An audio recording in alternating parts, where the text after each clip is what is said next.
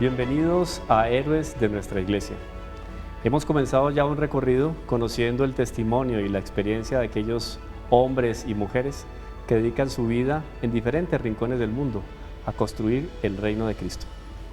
Este programa es una iniciativa de la Fundación Pontificia Ayuda a la Iglesia que Sufre. Estoy aquí con Carolina Pulido, ella es la directora para Colombia de la Fundación. Hola Carolina. Hola Camilo, qué bueno verte de nuevo. Feliz de estar con ustedes una vez más. Tenemos muchos hombres y muchas mujeres para conocer. El día de hoy queremos iniciar esta serie de programas con entrevistas a grandes personajes que hacen parte de esta historia de la Iglesia, historia tal vez desconocida para muchos. Queremos hacer un homenaje para ellos. El día de hoy tenemos una invitada muy especial. Ella comienza su apostolado y su misión en Argentina y nos va a llevar caminando por diferentes lugares del mundo. Vamos a ir a Egipto, junto con ella vamos a ir a Palestina, vamos a ir a Siria, haciendo misión, conociendo lo que hacen los héroes de nuestra iglesia. Damos un saludo especial entonces a nuestra invitada, hermana María Guadalupe. Bienvenida, hermana. Gracias, Camilo. ¿Cómo estás? ¿Cómo estás, Carolina? Hola, ¿cómo estás? Muchas historias tiene la hermana para contar. Yo creo que no va a ser suficiente un programa, entonces ya la vamos a comprometer con 2 programas por lo menos. Tenemos mucho material. Ella evidentemente tiene mucho para contar, son casi 20 años de misión. Comienza su apostolado con su vida religiosa en la familia religiosa del Verbo encarnado. En Argentina, la hermana, originaria ya de una familia muy piadosa, se entrega a la vida religiosa y en determinado momento recibe el llamado para ser misionera en tierra de guerra, en tierra donde muchas veces aquellos que profesan su amor a Jesucristo son perseguidos. Hermana, ¿por qué no nos cuenta un poco su vocación, la historia, cómo nació este llamado de Dios? Bueno, yo sí fui educada en una familia muy cristiana, de una fe muy firme, pero la verdad nunca había pensado en ser religiosa. Fue teniendo 18 años y estudiando en la universidad, estaba estudiando economía, que bueno, me di cuenta que Dios me llamaba a consagrarme a Él completamente en la vida religiosa. Y entonces ingresé a la familia religiosa del Verbo encarnado, que es una congregación misionera. Y muy nueva también, ¿no? Muy nueva, fundada por el padre Carlos Vuela, un sacerdote argentino, que fundó en el año 84 la rama masculina y en el 88 la rama femenina. Y ya en pocos años extendida la congregación, gracias a Dios, en los 5 continentes, con muchas misiones. Y bueno, ingresé con 18 años y teniendo 23, finalizada ya mi formación, los estudios, es que me proponen lugar de destino. Bueno, hermana, pero en un desayuno, en un almuerzo le dicen, la hermana María Guadalupe sale hoy para Siria. ¿Fue así? No fue tan así. Me propusieron como primer destino Palestina, fue Belén, sí, para estudiar el árabe junto con las demás hermanas y los sacerdotes, misioneros. Siempre nos proponen los destinos y tienen en cuenta también nuestros ofrecimientos. Bueno, y pasé un par de años en Belén estudiando la lengua árabe intensivamente, solo estudiando. Y después fui destinada a Egipto. Allí estuve 12 años. Y en realidad el destino de Siria llegó debido, bueno, obviamente porque Dios lo quería, pero yo tenía un problema de salud, estaba muy cansada, muy agotada al fines del 2010. Años muy intensos de misión, que también, bueno, se llevan parte de nuestra salud, ¿no? Claro, siempre obvio, así. Sí. Y entonces es cuando mis superiores me ofrecen que busquen algún lugar tranquilo donde pasar un par de años para recuperarme de mi salud. Y yo elijo ir a Alepo. Claro, yo conociendo nuestras comunidades en Medio Oriente, había vivido en varias comunidades, conocía la realidad en todos estos lugares y sabía lo que era Siria, lo que era Alepo, la tranquilidad que se vivía allí, la calma social. Y una ciudad próspera en la época también. Por supuesto, ¿no? Una ciudad muy desarrollada y además digo muy tranquila, porque quizás junto con el Líbano es donde se daba esa buena relación entre cristianos y musulmanes, ¿no? Que hacía que fuera realmente un clima cálido, pacífico, tranquilo, ¿no? Esa tensión que uno vive normalmente en los países árabes, porque los cristianos somos minoría, y minoría perseguida normalmente, al menos discriminada. Y bueno, fue por eso que en enero del 2011 llego a Siria, a Alepo, en teoría, para descansar, obviamente para hacer apostolado, el apostolado propio allí de nuestras hermanas.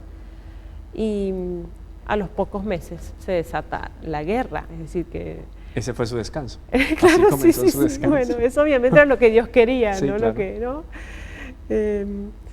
Y bueno, nuestros superiores incluso nos ofrecen la posibilidad de cambiar de misión. Apenas cambian las circunstancias del lugar, nos dicen, bueno, no están obligados a permanecer allí, pueden cambiar de lugar, pueden pensarlo si realmente quieren estar allí. Y bueno, cada uno de nosotros lo rezó, lo pensó, necesitábamos para quedarnos el apoyo de nuestros padres. Así que bueno, yo, bueno, junto con los demás también, bueno, lo pensé, lo recé y digo, bueno, me quiero quedar. Hermana, y te pregunto, cuando tú dices, y estalla la guerra, ¿eso qué significa? Bueno, fue tan sorpresivo, fue un estallido. Fue tan sorpresivo porque era una sociedad, como les digo, muy tranquila, muy calma, muy próspera, gente que vivía en general un bienestar económico, al menos gente de clase media, alta.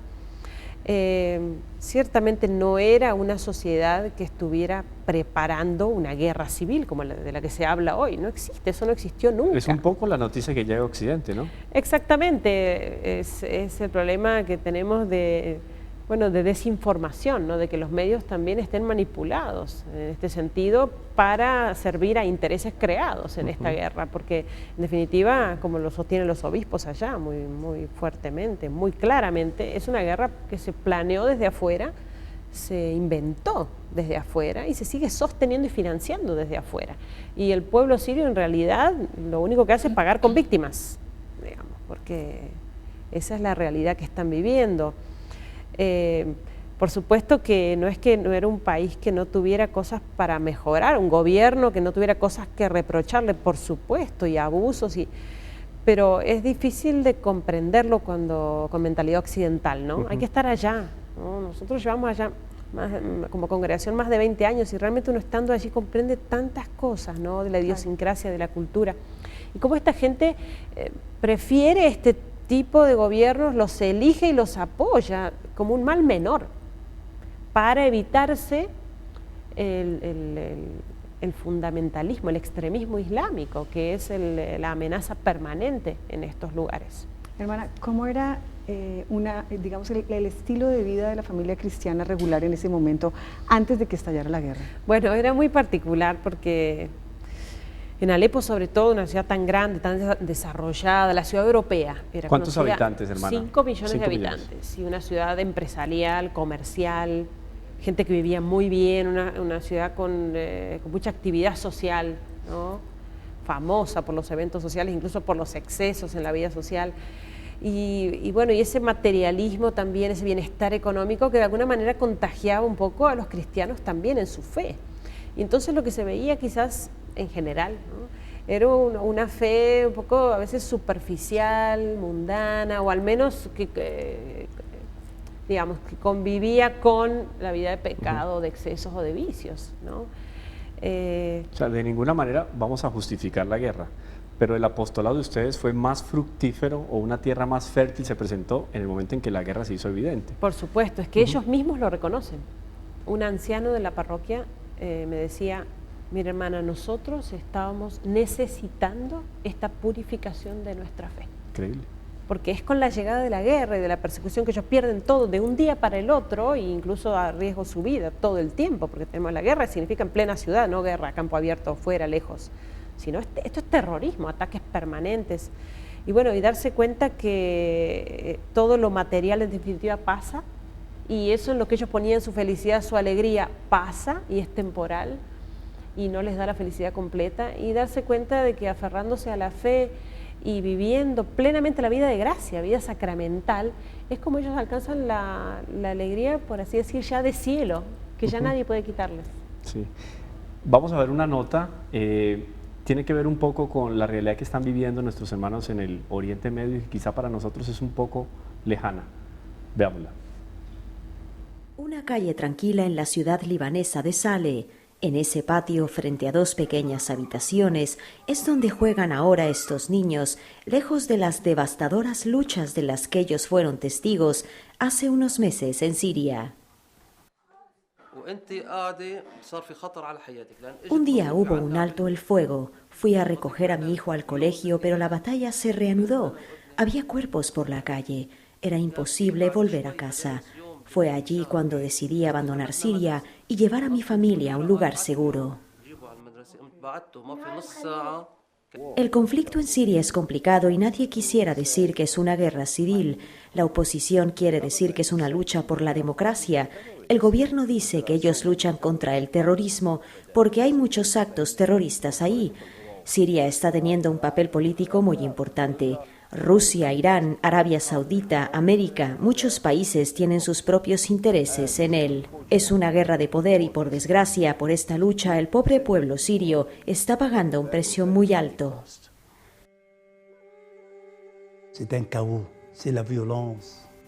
Es caos, es violencia, es sangre, es muerte. La vida se ha paralizado. Lo hemos perdido todo. ¿Qué más puedo decirte? Solo una cosa más en nombre de la mayoría. Basta, basta, basta. Ça suffit, ça suffit, ça suffit.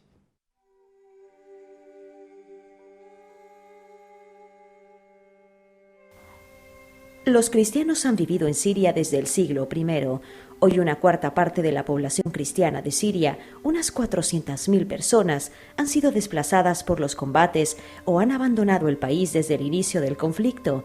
Enteros barrios y ciudades han sido abandonadas conforme aumentaban los combates y el terror. Bueno, muy diciente, muy revelador y toca mucho, toca muchísimo. Yo me imagino que estas imágenes para ti no son del todo extrañas. Y yo tuve la oportunidad de tener un viaje a través de la fundación hace menos de 2 meses al Líbano, específicamente en esa ciudad que se presenta al principio de SBTR, Sahle. Y me llamó poderosamente la atención ver el perfil de los refugiados. Cuando uno escucha la palabra refugiado, uno piensa que el refugiado es un ciudadano de segundo o de tercer nivel. Y me llevé la grande sorpresa de entender, visitar y visualizar que los barrios cristianos inclusive son mucho más organizados en el mismo Líbano, mucho más prósperos por alguna razón, y me daban también información las mismas personas de allí diciendo que los cristianos tienen unas altas aspiraciones en todo sentido, aspiración de estudio, de participación en la sociedad, de negocios. Muchos de los refugiados entendí que eran personas pudientes que perdieron sus negocios. ¿Cómo es ese perfil de esas familias y qué pierden, hermana?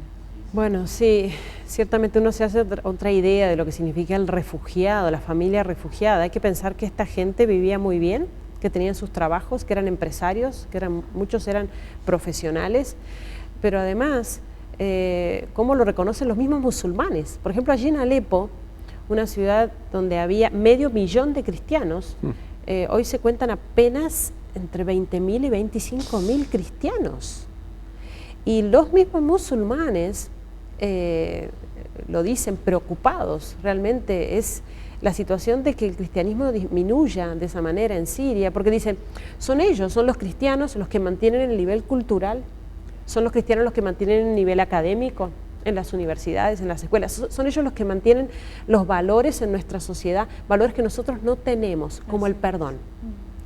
Es realmente la situación de la presencia cristiana es más preocupante de lo que uno se imagina.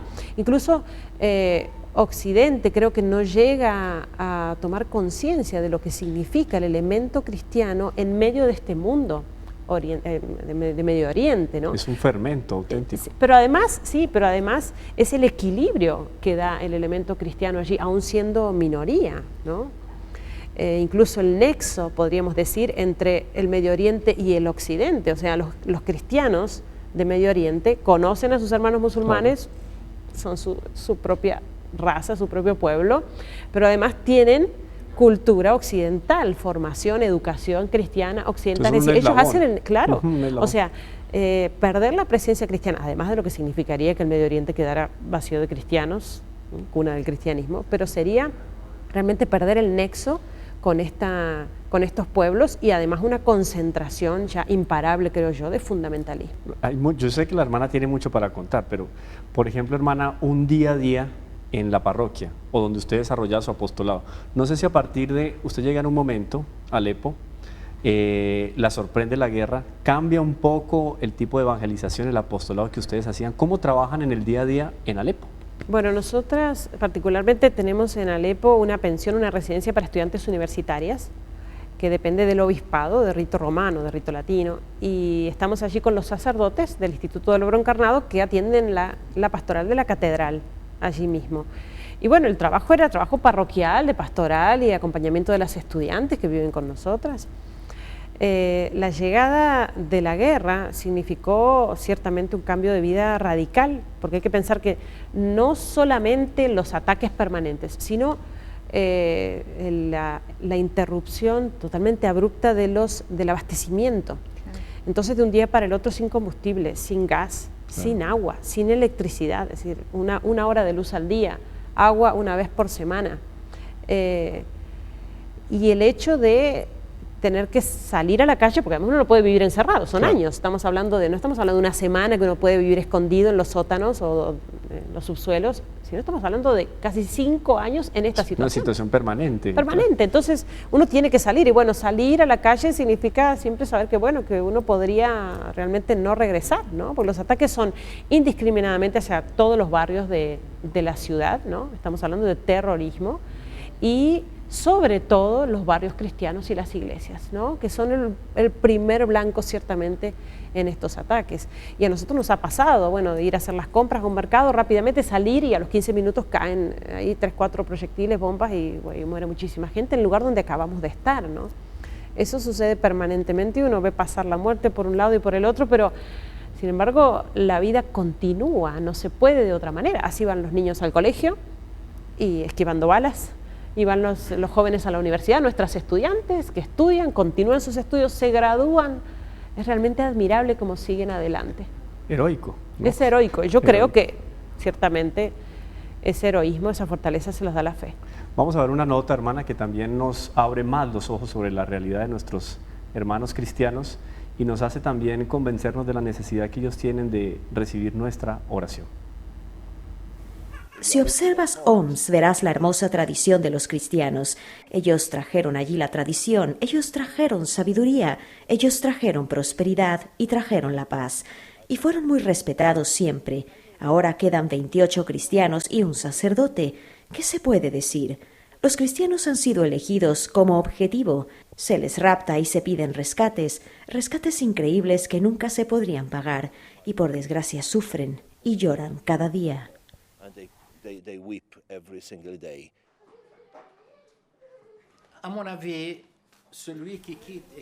En mi opinión, la gente que ha huido y vive fuera del país será difícil que quiera volver. Quizás lo harían para visitar a sus parientes, familia o amigos. Para quienes han empezado de nuevo, han encontrado trabajo, es difícil que vuelvan otra vez. Sin embargo, mi esperanza es que vuelvan. Es plus difícil qu'ils retournent dans le pays. Nous espérons qu'ils retournent. Ahora, ante todo, nuestra gente necesita amor y dedicación. También necesitan apoyo material. Realmente necesitan de todo porque lo han perdido todo.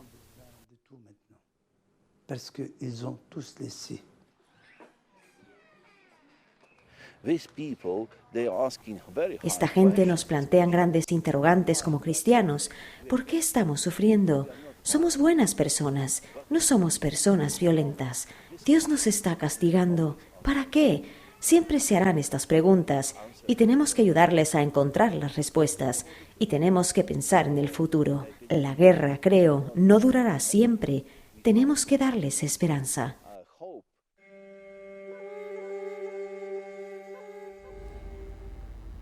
Una palabra que ciertamente, hermana, es el común denominador en medio del trabajo que ustedes hacen es la esperanza.